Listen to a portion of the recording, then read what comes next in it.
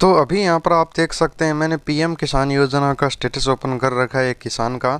और इस किसान को जो भी पैसा मिला है आप यहाँ पर देख सकते हैं। जो सभी 10 किस्तें मिली है वो बिल्कुल समय पर मिली है।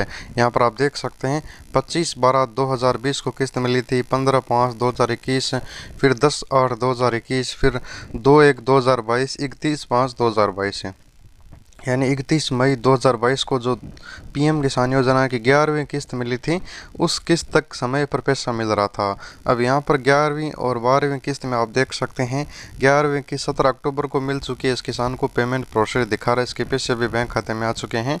और इसको 13वीं किस्त के समय 12वीं किस्त मिली है, वहाँ पर RFT sign by state for 12th installment लिखा रहा है, यानी 12वीं किस्त 13वीं किस्त के समय मिल जाएगी। इसकी राज्य की तरफ से जांच भी हो चुकी है, waiting for approval by state के समय।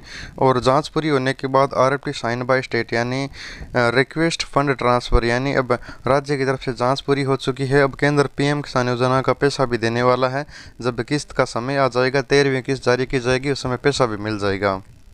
ये किसान बहुत खुश है क्योंकि इसका किस्त सबसे पहले पैसा मिलने वाला है।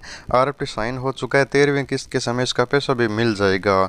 लेकिन चलिए एक दूसरा स्टेटस इसी स्थिति में आपको दिखाता हूँ।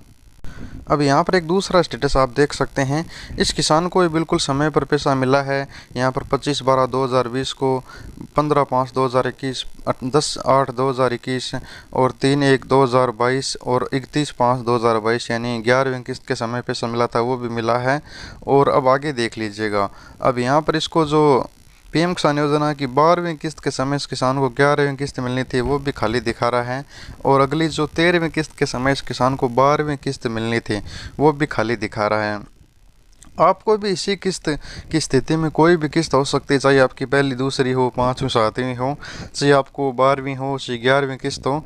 अब 13वीं किस्त की जगह कुछ किसानों का तो वेटिंग फॉर अप्रूवल आ चुका है, कुछ किसानों का अभी खाली दिखा रहा है, कुछ किसानों का RFT भी साइन हो चुका है। और ये समस्या किसानों के समझ में नहीं आ रही है। जैसा कि आपने मेरा अभी पिछला स्टेटस हमने आपको दिखाया था, उसमें तो वेटिंग फॉर अप्रूवल आके RFT साइन बाय स्टेट हो चुका है। 13वीं किस्त जो आगे मिलने वाली है, सरकार जल्दी जारी करने वाली है।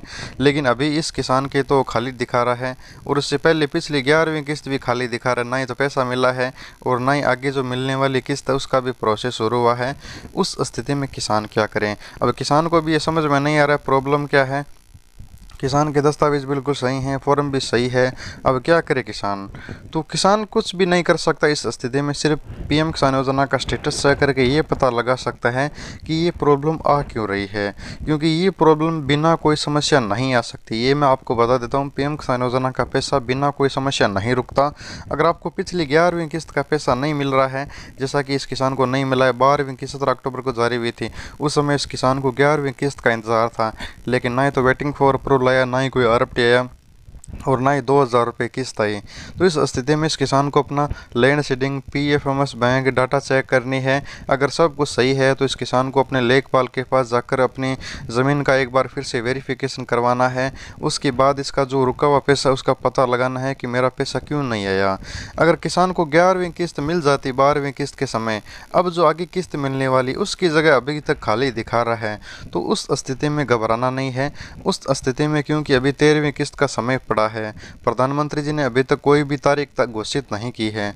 जब तक का तारीख घोषित नहीं की जाती तब तक किसान को वेट करना है, क्योंकि जो प्रोसेस शुरू होना होता है वो 5 से 7 दिनों में भी हो जाता है।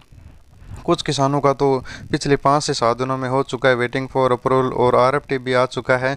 अब जल्दी पेमेंट प्रोसीड आएगा और जब प्रधानमंत्री जी देंगे उस समय किस्त भी मिल जाएगी। लेकिन फॉर्म सही होगा तभी आपका पैसा मिलेगा। आपको फॉर्म के ऊपर चेक करना है कि हमारा लैंड शेडिंग, PFMS बैंक सभी एक्सेप्ट होने चाहिए। Eligibility, demo authentication, KYC, payment mode चाहिए आपका आधार अकाउंट, उससे मतलब नहीं है। लेकिन आपका PFMS बैंक और लैंड शेडिंग भी अगर नो है तो आपको पैसा नहीं मिलेगा। अगर लैंड शेडिंग का यस करवाना चाहते हैं या फिर PFMS बैंक एक्सेप्ट करवाना चाहते हैं तो आप myinfo.in की वेबसाइट पर हमने पूरी जानकारी बता रखी है। आप 5 से 7 दिनों में एक्सेप्ट करवा सकते हैं, लैंड शेडिंग भी 5 से 7 दिनों में यस करवा सकते हैं। लेकिन ये चीज़ें सभी सही होगी तभी आपका पैसा मिलेगा। अगर स्टेटस में सब कुछ सही होते हुए भी आपका स्टेटस खाली दिखा रहा है और पिछली किस्त का भी पैसा नहीं मिला था, तो आपको अपने लेखपाल से और जो तहसील में, ब्लॉक में बैठने वाले कृषि अधिकारी, उनसे मिलकर बताना होगा कि मुझे पैसा क्यों नहीं मिल रहा है, मुझे रीज़न बताइए। बताइए, तो उनके पास एक क्वेरी होती है जिसकी वजह से वो चेक कर लेते हैं कि किसान का पैसा क्यों नहीं मिला है, कहाँ पर रुका हुआ है। तो आपको बता देंगे कि आपके ज़िले में पैसा रुका हुआ है, आपका इस वजह से पैसा रुका हुआ है, इसे सुधार करवाइए। फिर आपको इसे सुधार करवाने के बाद पीएम किसान योजना का जो रुका हुआ पैसा आपको ज़रूर मिल जाएगा। और अगली 13वीं किस्त की जगह अगर आपका अभी भी स्टेटस खाली दिखा रहा है तो आप वेट कीजिए, तो ये 4 दिनों में वो भी अपडेट होकर वेटिंग फॉर अप्रूवल या फिर RFT आ जाएगा। थोड़ा सा इंतज़ार कीजिए। अगर कोई सवाल होता है तो आप हमें भेज सकते हैं। धन्यवाद।